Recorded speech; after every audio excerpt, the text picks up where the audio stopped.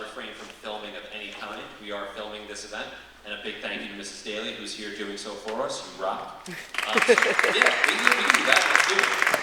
Joyce. So I promise it will be available for you, and we will make it readily available. So we can refrain from doing so throughout the course of the presentations. That would be tremendous. In the case of emergency, we have emergency exits to the side of the auditorium as well as in the rear. We have what is going to be a truly amazing experience for you guys tonight. The kids have been working really, really hard on this. So before we get started, I just want a big, big thank you to Mr. McGordy and Mr. Wiley, who have worked really, really hard to help this event come together. To our central administration, Mr. Gavin, our Board of Education members who are here this evening, and of course, the one and only Ms. McGinn, our building principal, who have helped to make this happen. So we can clap it up for them as well. We have a variety of topics we're going to present to you this evening. Unfortunately, there are a couple of changes to the program. Two of the individuals who are going to present this evening are not feeling well, and thus will not be able to be here today. Another individual is not able to be here, but actually through the magic of technology, filmed his speech, and we will be able to show it to you up here on our big screen in real time, which is pretty cool stuff. So without any further ado, to introduce the evening and get things started, the one and only Mr. McGordy, ladies and gentlemen. Big hand for Mr. McGordy. Hello all. I want you to do me a favor. Close your eyes. And I want you to imagine you're in a room with people you don't know. You're shy, you're quiet, and you keep to yourself. Imagine you're the new kid in school. No friends, no kids at the lunch table with you, and all you want to do is cry. Imagine you get a new job, and all your coworkers are more experienced than you. This also makes you upset. This also happens with teaching. I got my first job in Newburgh, New York, as you see on the screen. What I'm going to talk to you about is how teachers foster a relationship with their students and how that relationship leads to student success. If you Google Newburgh on your phone right now, you would probably see headlines about high crime rate, gangs, violence, etc. I took this job fresh out of student teaching. Imagine me, fresh out of student teaching, brand new to teaching, hasn't taught on my own, was always co-teaching with a cooperating teacher, asked to teach social studies in 6th, 7th, and 8th grade. 3 different curriculums, 3 different time schedules, all new to me. But I took on the challenge. What I had to realize is there's a lot that goes into teaching. It's not just teach the kids, have the kids go home, do their homework, and come back the next day. Someone once told me that when you're teaching, human connection is really important. I was speaking with one of my friends in student teaching. His name was Joe. And Joe came back from school one day and he said, "Chris, my classes, they're terrible. They don't listen. They don't want to do homework. They don't want to listen to me." I said to Joe, I said, "Do you know your students?" He said, "It's not about knowing your students. It's about me teaching a lesson and them going home, learning it, doing homework, and coming back." I said, No, Joe. You know, kids, they don't like or they don't learn from people they don't like. And from that on, I really took my duty as a teacher to really get to know my students. Teachers here at Southside have taught me many things. It's not just what you do inside the classroom, it's things that you do outside the classroom. So, as I took my job, and you see this classroom here, I took my job going into 2020, and then the pandemic. I had built up a relationship January, February, March, and then the pandemic hit. I said to myself, that relationship that I just built up with those 6th, 7th, and 8th graders had been broken. How am I going to look through a computer screen, expect the kids to be excited about learning? How am I going to make sure that these kids aren't out on the streets, making sure that they are home safe? There's a lot that these kids had to deal with, and I had my duty of making sure that they were successful in the classroom. So what I did was, I made sure the kids filled out a journal. Not what they were doing in school, but what they were doing outside of school to stay busy. It was cool to see what the kids came up with, and I was happy to be able to see them succeed. So you see me teaching here, and on the right, if you go back, the student right there on the right is Jared. Jared got a scholarship to all the kids in Newburgh and the school that I taught at. They all go to school outside of Newburgh, so they get scholarships. And I was very happy to teach Jared and see him come a long way. These kids really needed someone in their life as a role model, not just in the classroom, but for life. And that's what teaching is all about to me. Teaching is not, you come to work, you leave, and that's it. Teaching to me is getting to know the whole student. After I taught in Newburgh, I came to Long Beach High School, where I taught life skills. Life skills was another monster that I had to tackle. Before I took a leave in the classroom, myself was not used to low-functioning students. When I went to the classroom, I met Kyle. Kyle has autism and Asperger's. When I saw Kyle have a mental breakdown, I was like, took a step back and I said, is this for me? Could I really foster a relationship with someone who has outbreaks as much as Kyle did? I had to realize that there's ways to get through Kyle, just like there's ways to get through each and every student. I was happy to see Kyle at graduation and at prom. Kyle and I see each other very often. Kyle works now in Long Beach. And if it wasn't for Kyle, I wouldn't have really understood the relationship that his teachers, himself, and his assistants had with him every day. It not just only hits home for me, but it hit home to everyone that witnessed Kyle cross that stage at graduation. To see that teachers cared about him, they never gave up on him, and that everyone can succeed at a certain point. When I came to Southside, I told my kids on the first day, on the screen you'll see a picture of my kids in the classroom. I said, you're not just my students, you're my family. I'm going to try each and every day to get through to each and one of you to know that you matter, that I'm not going to give up on you, and that overall, you matter, all right? And that you are going to succeed. On the left, I got to know kids outside the classroom. One with the TED Ed club that you all came to see tonight, and the boys soccer team. Each kid that I have a relationship with on and off the field matters to me. And I know that deep down, these kids are gonna remember that the teachers here never gave up on them. I thank you for this TED Talk, and thank you for coming tonight.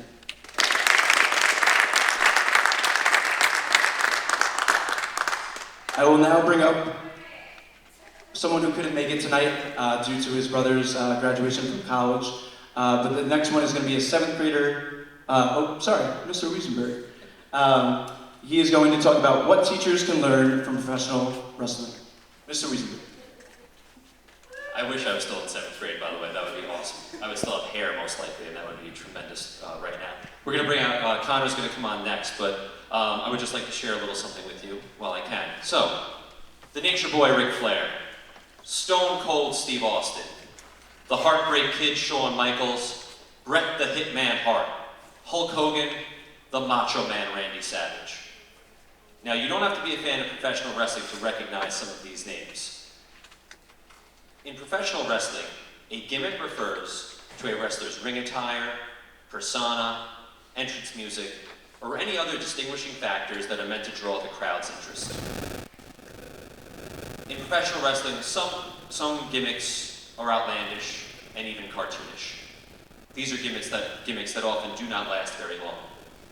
However, then there are those like the individuals whose names I mentioned when I first came out onto this stage. Individuals like the Nature Boy Ric Flair and Stone Cold Steve Austin have mastered the art of making their gimmicks natural and organic extensions of their true characters. They have mastered the art of amplifying their true character to a point at which they may not be comfortable with in their personal lives, but that resonates in their professional lives. And my friends, this is where the lesson lies. As educators, we put on about 4 to 5 shows a day. And I'll be the first one to tell you that the breakfast show is nowhere near the same as the lunch show.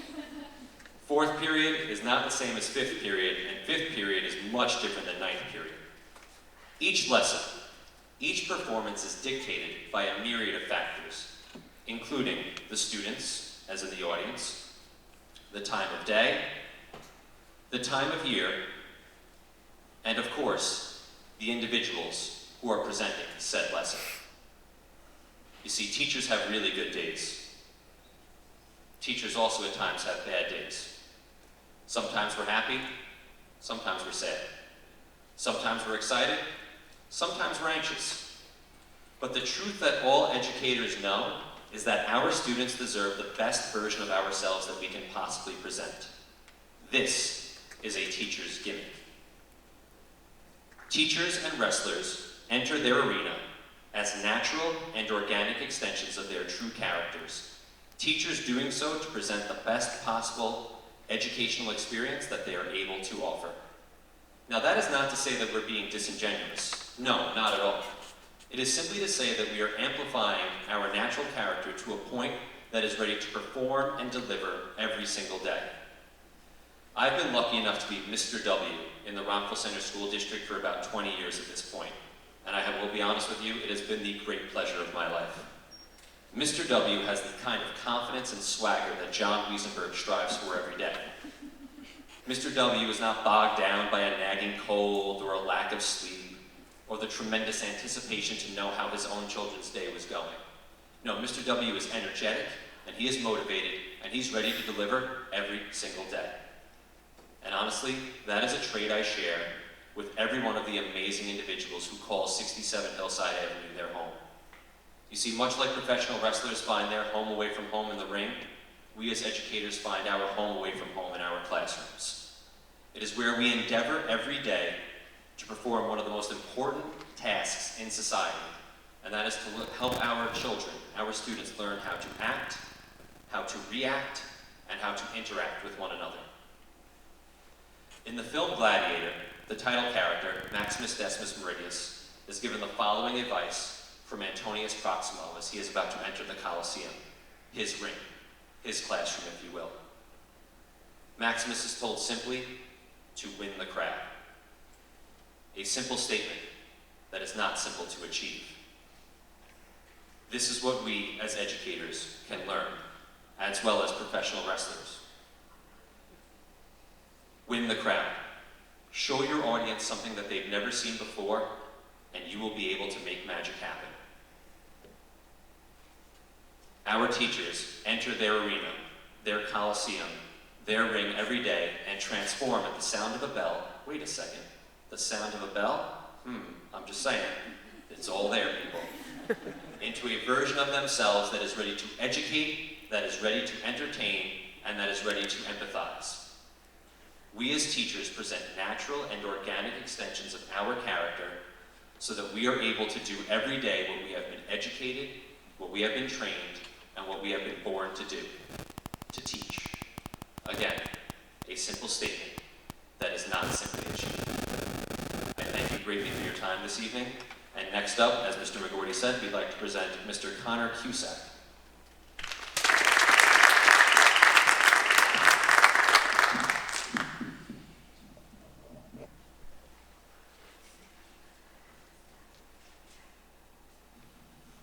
Hi, my name is Connor Cusack, and today I'm going to be talking about the negative effect social media has on professional athletes. As we all know, social media has become a presence in many people's lives. Social media is an outlet for talking about real-time news, sports events, and the most important upcoming events in the world. As much as social media can be a positive influence on people's lives, it is also sometimes a cancer for individuals in society. As a teenager myself, social media has evolved since I've been in middle school.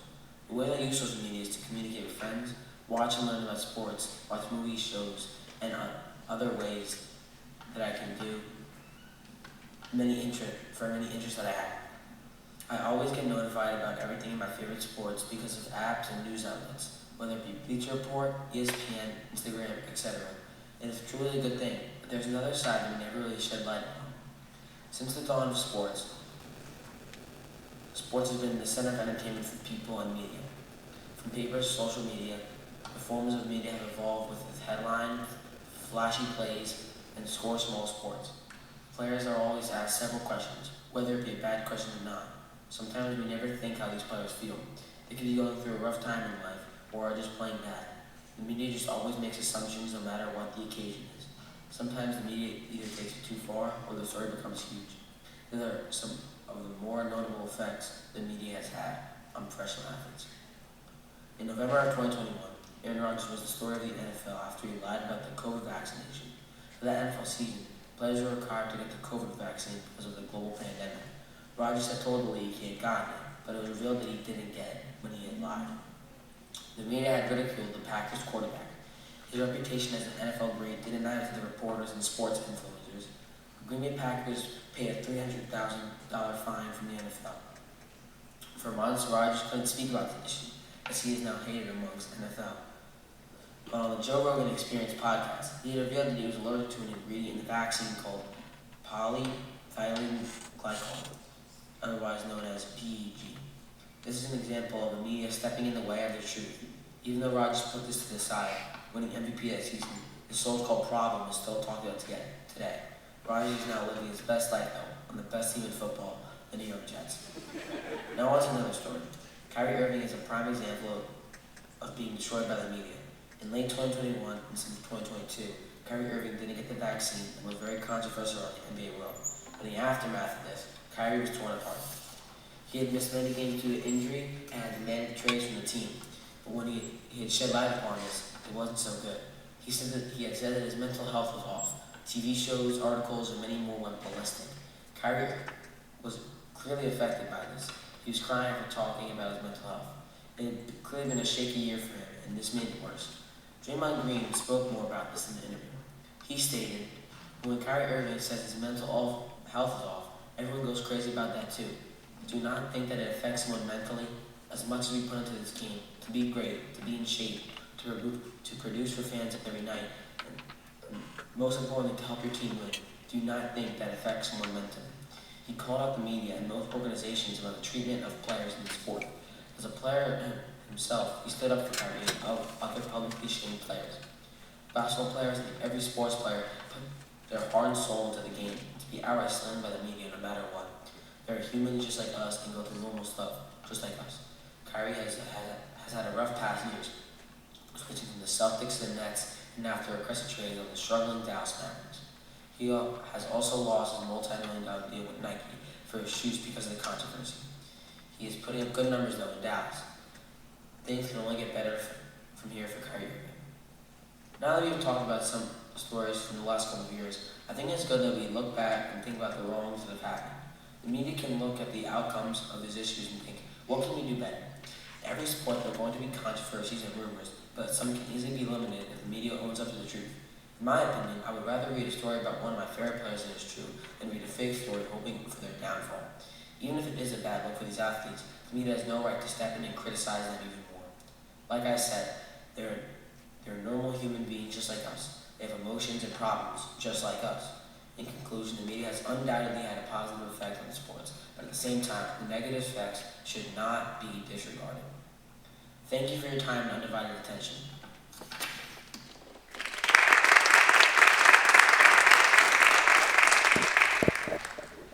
Hi, my name is Connor Cusack.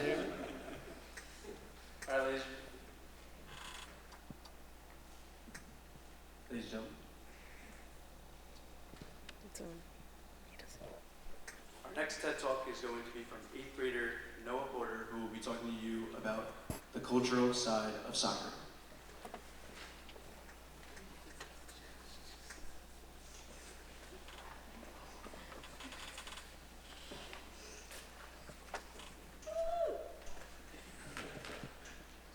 Hello everyone, my name is Noah Porter, and for more than half of my life, I have played soccer. Soccer is one of my favorite sports because I have the most fun when playing it. My years playing and watching soccer have been a great learning experience. When I was old enough, I joined a soccer team and started playing. At first, it was difficult for me to get the hang of it. The rules were confusing and I wasn't very good at controlling the ball. However, with practice and determination, I began to improve. Now I have the goal of making the junior varsity team in high school. Soccer is one of the most popular sports when it comes to culture. If you visit any country during the World Cup, it will be on the TVs in every restaurant or bar. It is said that 1.5 billion people watched the World Cup this year, and more than 1.4 million attended the World Cup. Compared to an American event like the Super Bowl this year,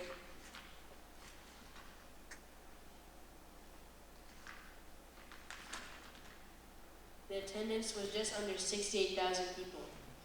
Whether you call it football or soccer, it is known around the world as the most cultural sport. Lots of soccer players give back to the community and country. For instance, players like Sadio Mane, Didier Drogba, Lionel Messi, and Cristiano Ronaldo. Most soccer players grew up poor, and since they are successful now, they want to give back so people in their country like them as a child can live a good life. Sadio Mane, a professional footballer from Senegal, has given back to his country in several ways. He has made significant donations to help build schools, hospitals, and mosques in his home village of Bambali. In addition, he has funded the construction of a stadium in the town, which has become a source of pride and inspiration for local youth. Mane has also been an ambassador for the fight against malaria in Senegal, using his platform to raise awareness and encourage people to take preventative measures. His philanthropy and advocacy has made him a beloved figure in his country and a role model for young people.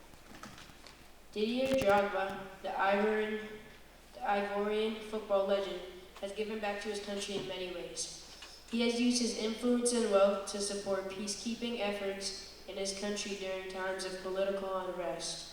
Drogba has also established a foundation that focuses on improving health and education in the country. Through his foundation, he has built hospitals and schools, and also supported various projects related to the environment and sustainable development. Additionally, Drogba has been a UNDP Goodwill Ambassador and an advocate for various social causes in his country, including the fight against Ebola and child labor.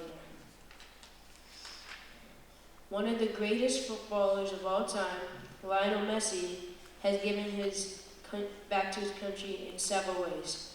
He has supported various charities and foundations in Argentina, including the Leo Messi Foundation, which aims to improve access to education and welfare for vulnerable people. In addition, Messi has donated significant funds to hospitals and medical centers in his home province of Rosario, providing resources and equipment to help improve healthcare services.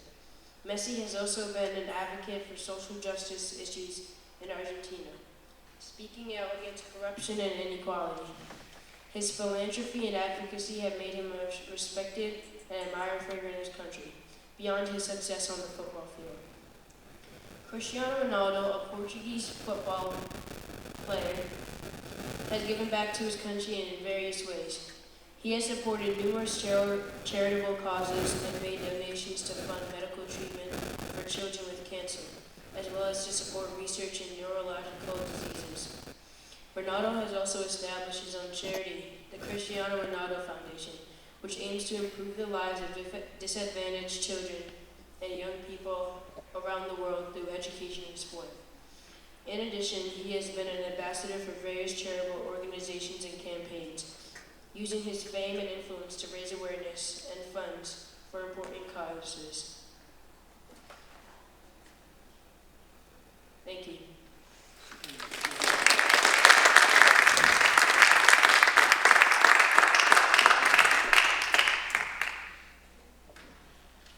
Our next talk tonight will be from 7th grader Jake Santos, who will be talking about how soccer is the universal language of the world.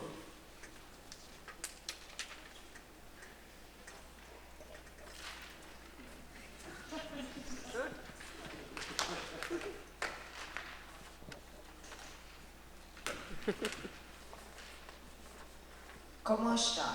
Eu amo futebol, eu sou português. Or in English, that means, how are you? I love soccer and I am Portuguese. This ties into my topic because my Portuguese heritage has taught me that soccer is the universal language. Do you know how many people around the world play soccer? 250 million people. Do you know how many countries play soccer? Every country. Soccer is a worldwide sport that many people play, and that is the reason that is the universal language today. Soccer has been around for more than 2,000 years. That is one of the main reasons why everyone loves it. Soccer has such a rich history. The first soccer club was named Sheffield Football Club, and it was founded in 1857. Although soccer officially became a sport in 1863. Also, did you know that soccer originated in England? The English soccer team today, known as the Three Lions, is one of the best soccer teams in the world. England has made it to the quarterfinals of the World Cup in the previous World Cup and has a history of being very good when it comes to international competitions. When soccer first started out, it was not popular by any means. After World War II, soccer really started to pick up in popularity because England's empire started to spread the word. Obviously, the countries closer to England and Europe started to play it first, but then it started to branch out into around the world. Next, the World Cup came along in 1930. It took place in Uruguay. The teams that participated were only from Europe, South America, and North America. 13 teams played in the first World Cup, with Uruguay becoming the first country to win the World Cup. The history of soccer and the World Cup are one of the few reasons why soccer is the universal language today.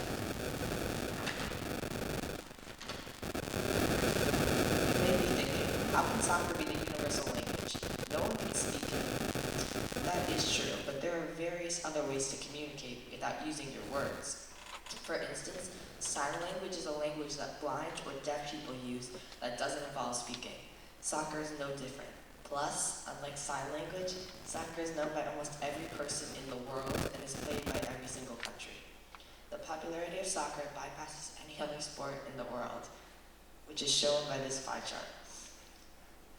As you can see, the pie chart explains how soccer or football with 4 billion fans is the most popular sport in the world. Behind football is cricket with 2.5 billion fans, and the least popular sport on this pie chart is golf with only 4.5 million fans. Soccer connects us through our actions, not our words. You can understand someone's personality through playing soccer. For example, a person could be characterized as creative when they create moves with the soccer ball, or a person could be characterized as a risk-taker based on their strategy to steal the ball and score a goal. Personally, I feel that me and my soccer teammates speak the language too. We speak the language we are just having a juggle pass or playing in a high-stakes game. Additionally, soccer is so popular that it is practiced more than any religion around the world, and it is spoken more than English, Arabic, or Chinese. When you are with a person who doesn't speak your language, but you're playing soccer with them, you already understand that person in terms of their interests, hobbies, and culture. Furthermore, soccer has all different competitions, which sometimes the whole world, like the World Cup, or just certain parts of the world, like the Euros or the Asian Cups, which only relate to a certain continent.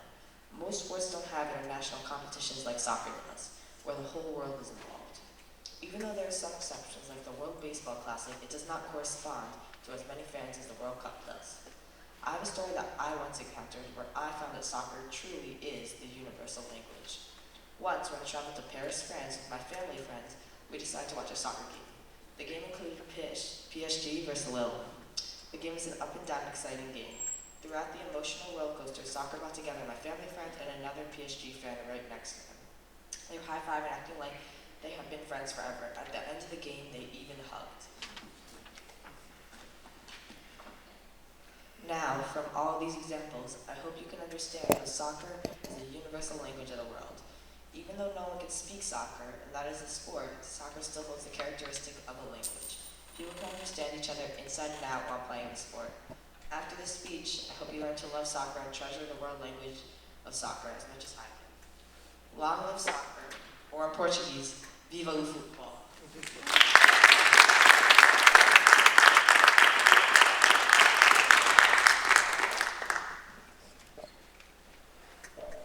Our next talk will be from 8th grader James Gilton, who will be talking about animations of the decades. Give it up for James.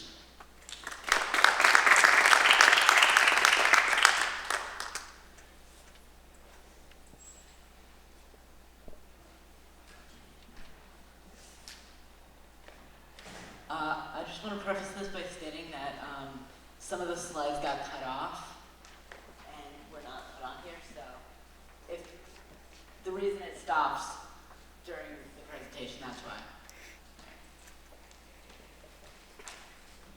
Animation, the art of the moving picture. It's been around for centuries and predates film itself. There are several different techniques of animation, each one requiring different sets of skills. There's one that sticks out against the rest, as it was one of the first and is still prevalent today. This technique is stop motion. Stop motion is the animation technique in which objects are moved between individually photographed frames to give the illusion of a movement. It's an animation technique that has been around since the earliest animations. Many inventions before film could be linked to stop motion animation, as chronophotography. But most weren't meant to be animated. Many early examples of stop motion were seen in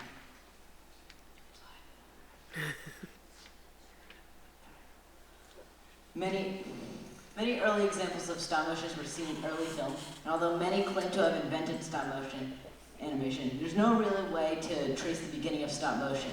Stop motion is very related to the stop trick, a film technique in which the camera is temporarily stopped during the recording of a scene to change something before the scene starts.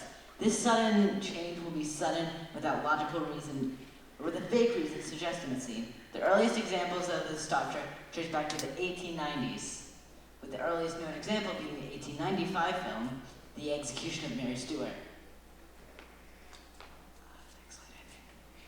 Throughout the silent film era, stop motion began to become more popular.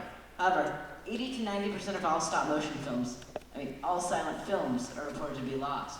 So many important stop motion films could be gone without us knowing. 1906's Le Theatre de Bal features 3 minutes of stop motion animation using dolls and objects.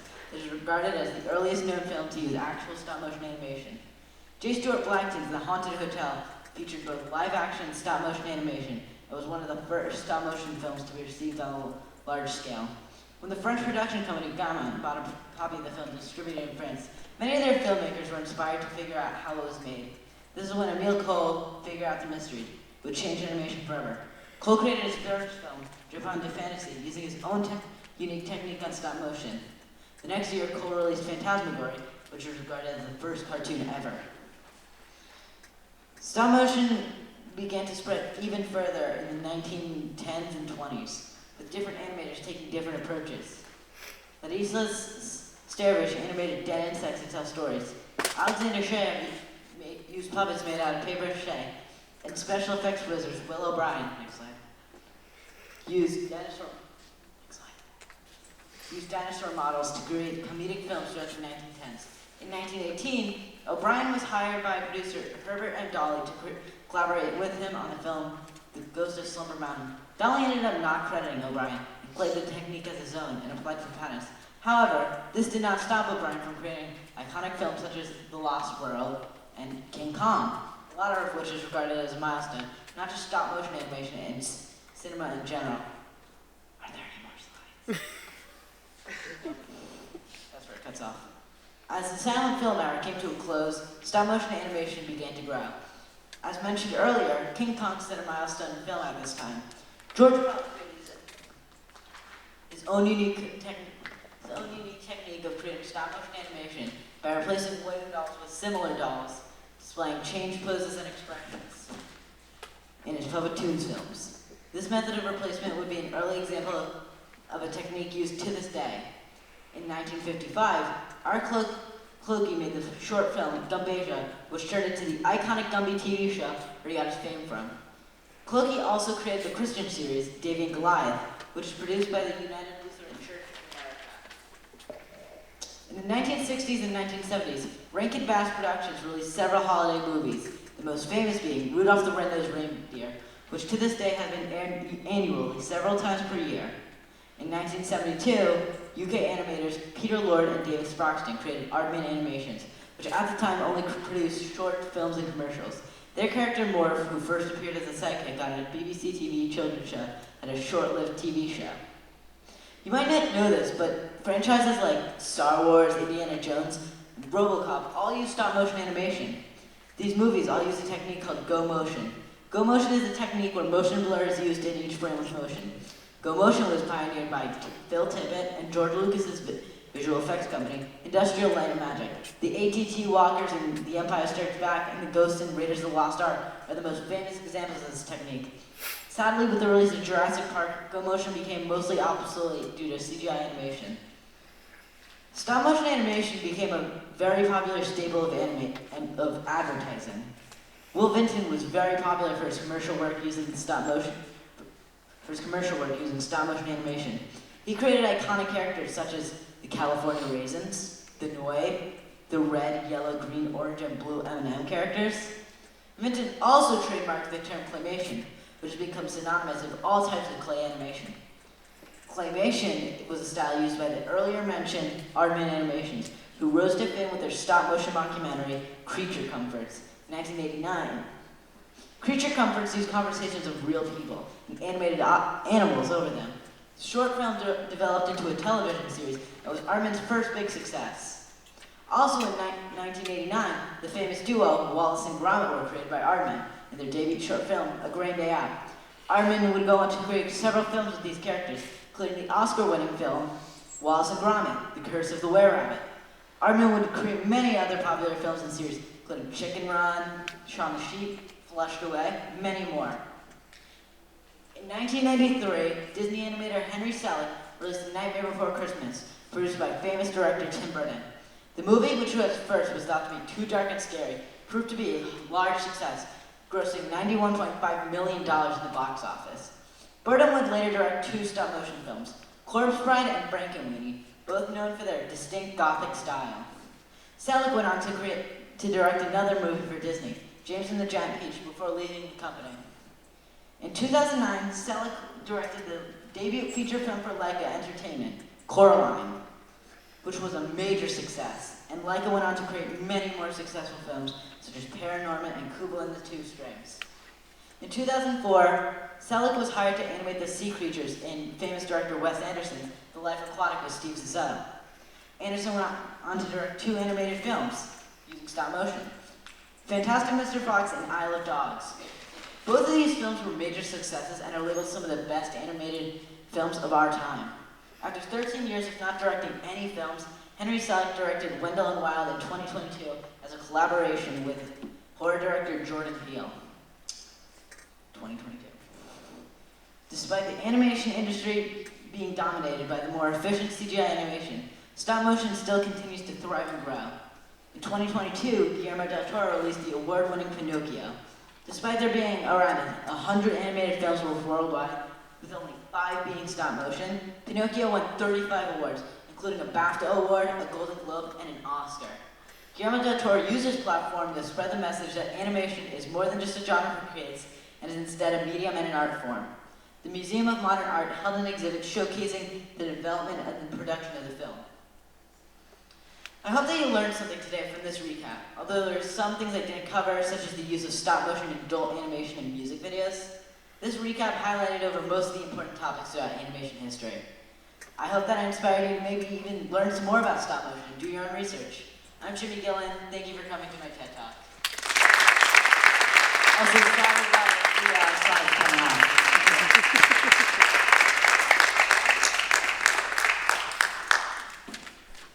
Our next talk tonight will be a debate between Jack Durant and Dylan Riley, two seventh graders, who will be talking about if the 100-point record in basketball will ever be broken. Give it up for Jack and Dylan.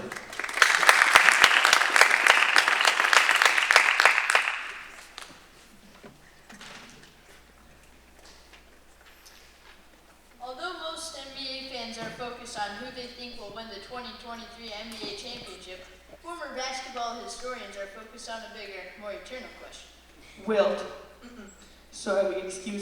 Will anyone break Wilt Chamberlain's 100-point record? Me and my fellow historian are going to take you through some studies, one mathematical and one simulation study. Eventually, someone will have to break Wilt's record. The NBA has more offensive talent than ever, and the record will have to be broken. In 2023, both Donovan Mitchell and Damian Lillard scored career highs in points at 71. But with talent increasing in the NBA, that also means defenses are getting better.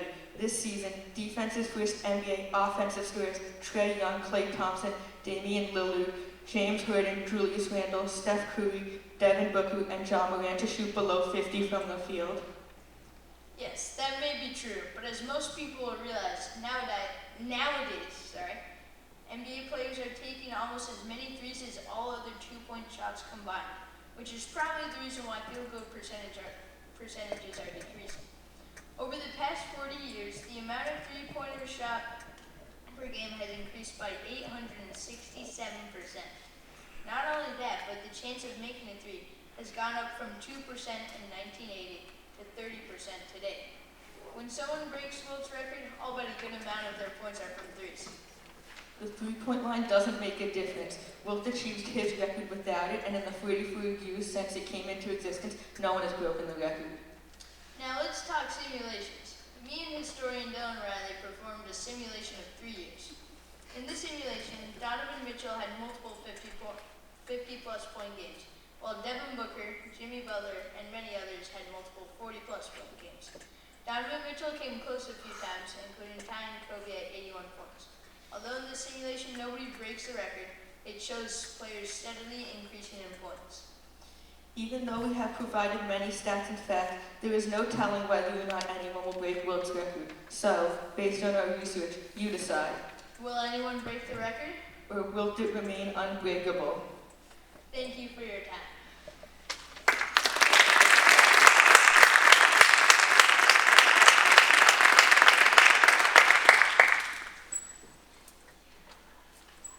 Our final TED Talk of the night will come from Nora Donahue, a 7th grader, who will be talking about the teenage brain. Give it up for Nora.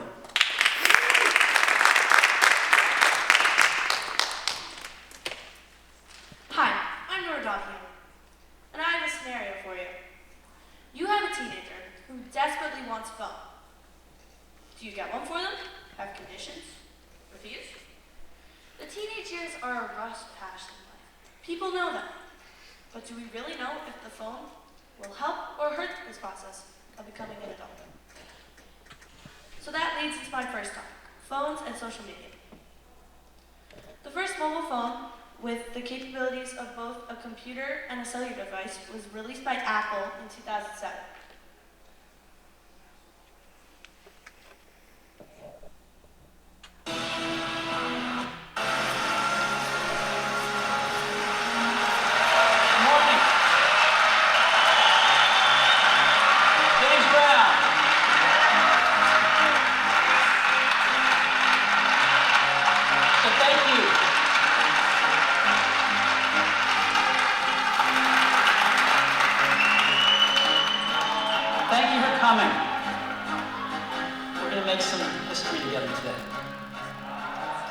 This is a day I've been looking forward to for 2.5 years.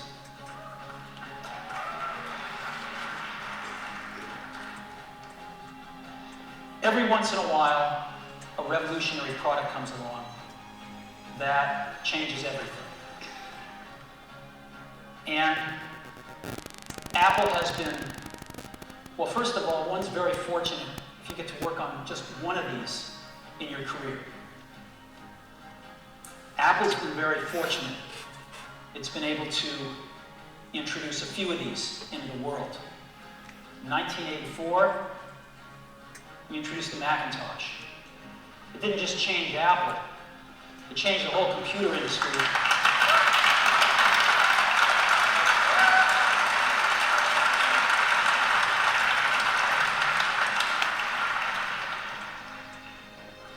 In 2001, we introduced the first iPod.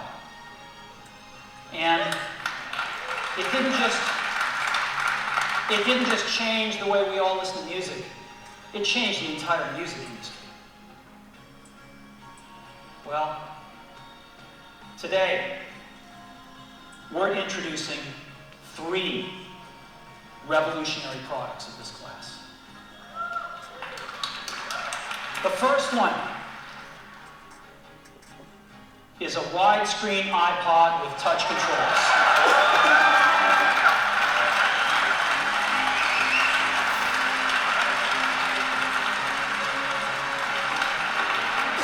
The second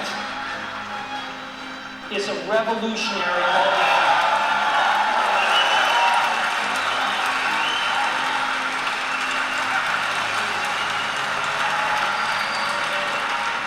And the third is a breakthrough internet communications device. So,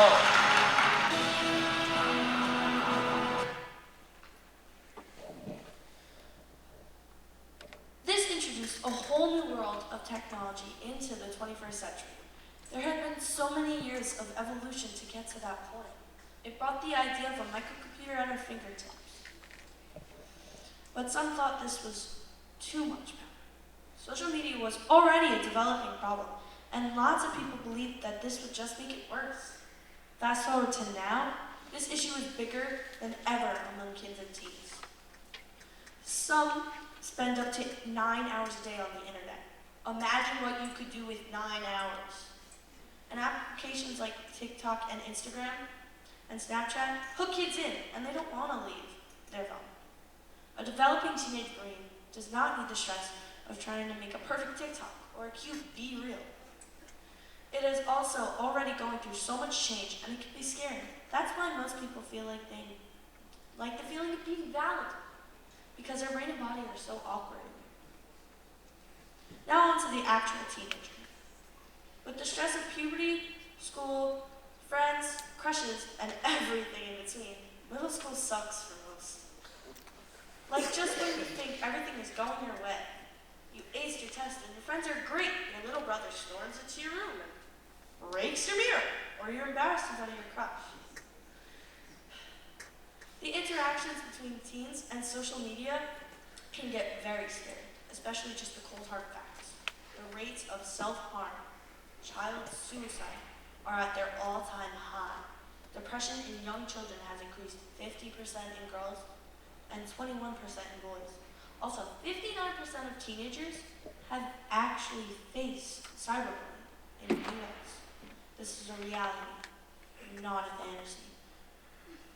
So if we actually want to face this problem, we should get to it, because the younger you are, the more likely it is to get addicted to your phone.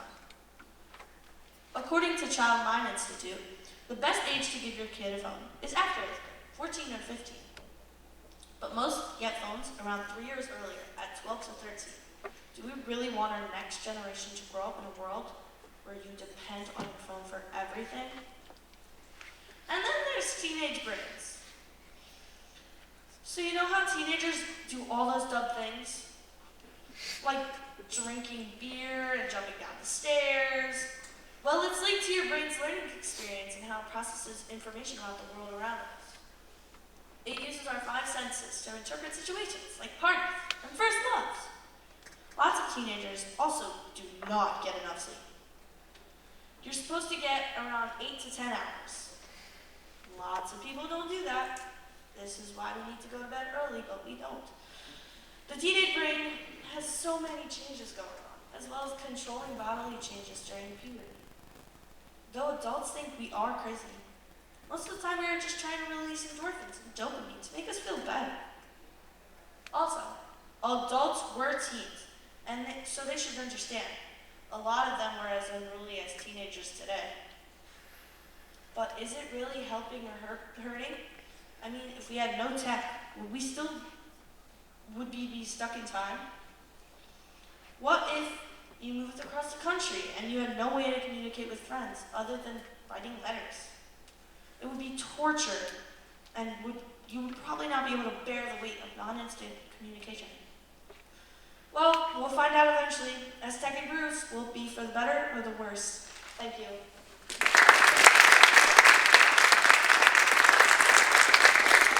Wow, guys, keep it going for all the speakers, please. That was awesome. Before we play the Mountain Dew one more time so they can feel the love, we'd love to invite you to a short reception after we're done speaking here today in room 104. We've got some refreshments, and we'd love to have you just come and celebrate with our speakers and tell them how amazing they were, because we know they were amazing.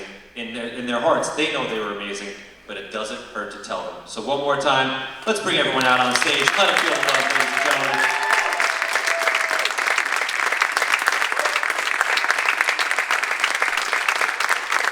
Thank you so much for coming out again this evening. Thank you, Mrs. Daly, for filming. Thank you, Mr. Wiley, for your amazing job with the tech support. Mr. McGordy, thank you all for coming this evening to our first TED Ed event here at SSMS. You truly helped us make it special. One more time for our presenters, please.